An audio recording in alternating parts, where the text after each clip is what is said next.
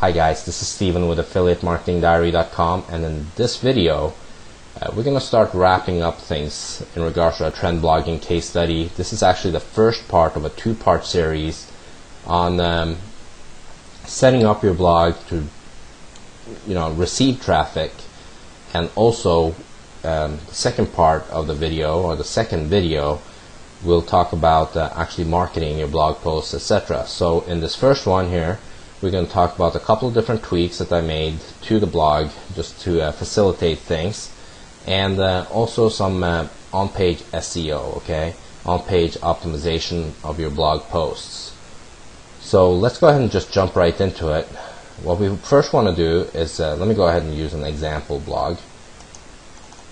Okay, you guys might remember this blog right here, which is the exercise blog that we created in a previous video.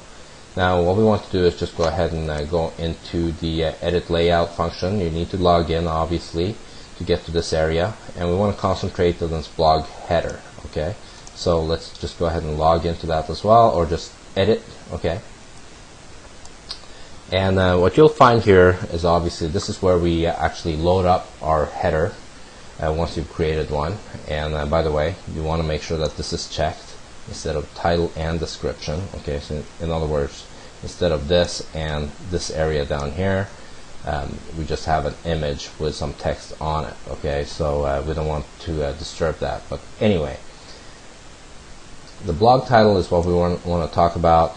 Now, why is this important? Because if you take a look at this right here at the top of the tab, and also at the top of the browser right here, it says My Exercise Blog, fitness and exercise advice.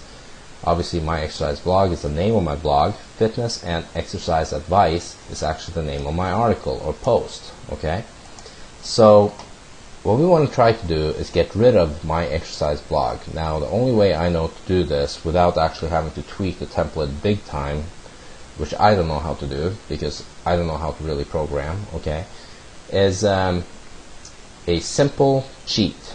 And what we want to do is just get rid of this. So what we're going to do, let's just go ahead and delete this.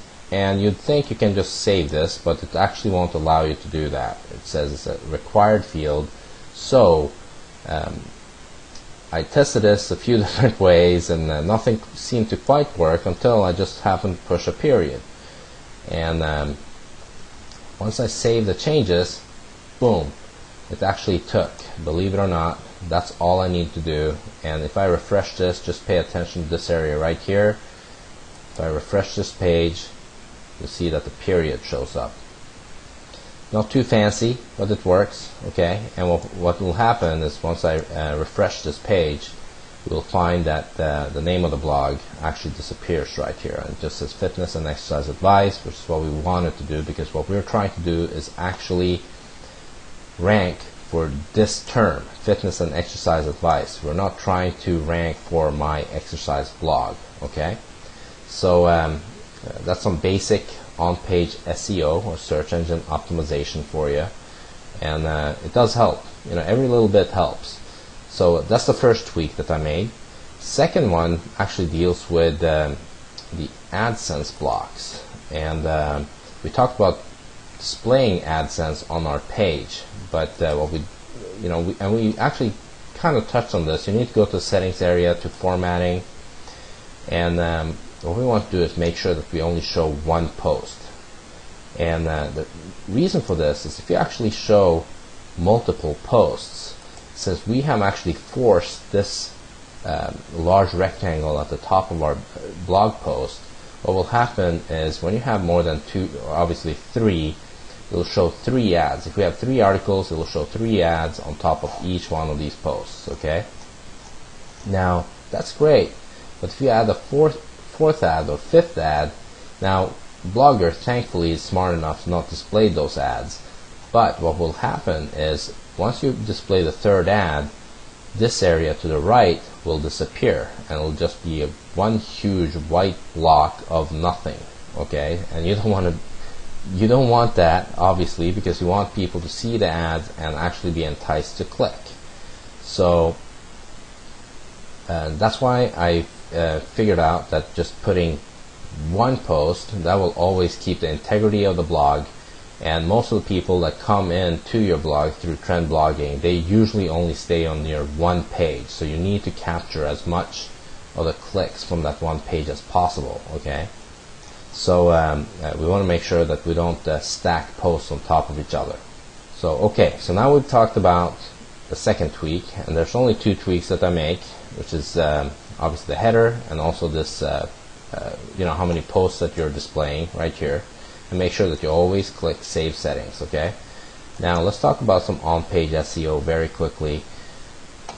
First off, obviously you want your keyword in the title. Okay. Secondly, you also want your keyword early and often throughout your blog post. And in this instance, it has to do with Whopper Freakout. And you see right here, Whopper Freakout is the first line in my content. It's also bolded. And there's a reason I do this. Obviously, it has to do with emphasizing that particular phrase. Okay. And I also generally italicize the Whopper Freakout, as you can see here, the secondary keyword. And let me illustrate that on a couple other posts as well. You see I have Barbara Walters' top 10 most fascinating people of 2007 list.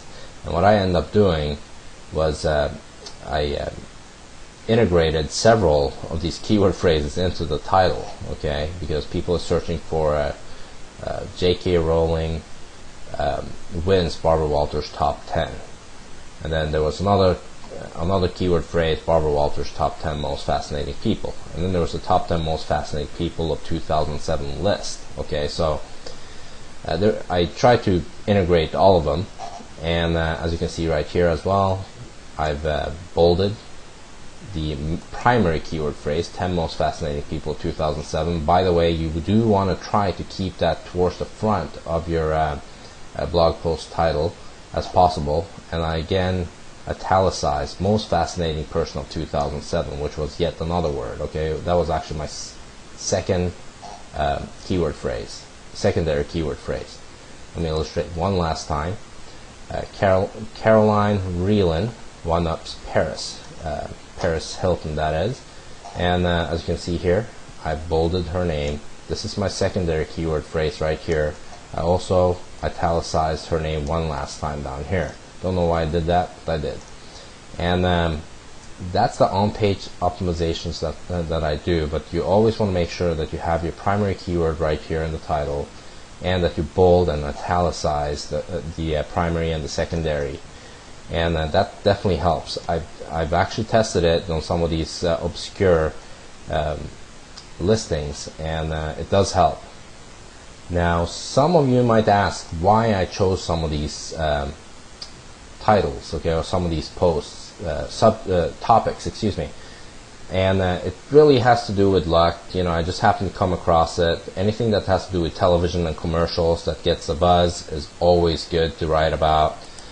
People love lists, so that's also another great topic to write about. Okay, if you see anything that has to do with a list, always write about it. And obviously this has to do with Paris Hilton. Some of these hot celebrities, they make news all the time, but the problem is it's hard to rank for some of these phrases. Obviously Paris Hilton is very tough to rank for.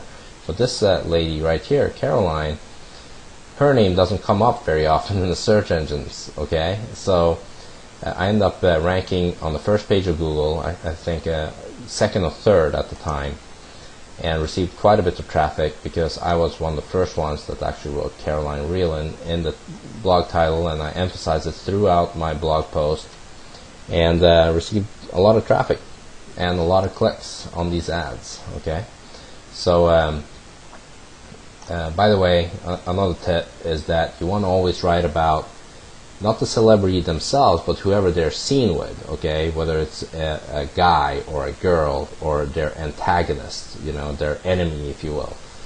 Always makes news. People always search for that person, okay, the third party. So anyway, that's all I have to say about this particular topic. Look out for my next video, which will deal with how I actually got the traffic to my site. So I'll see you guys in the next video. This is Steven with Affiliate Marketing Diary. Thank you.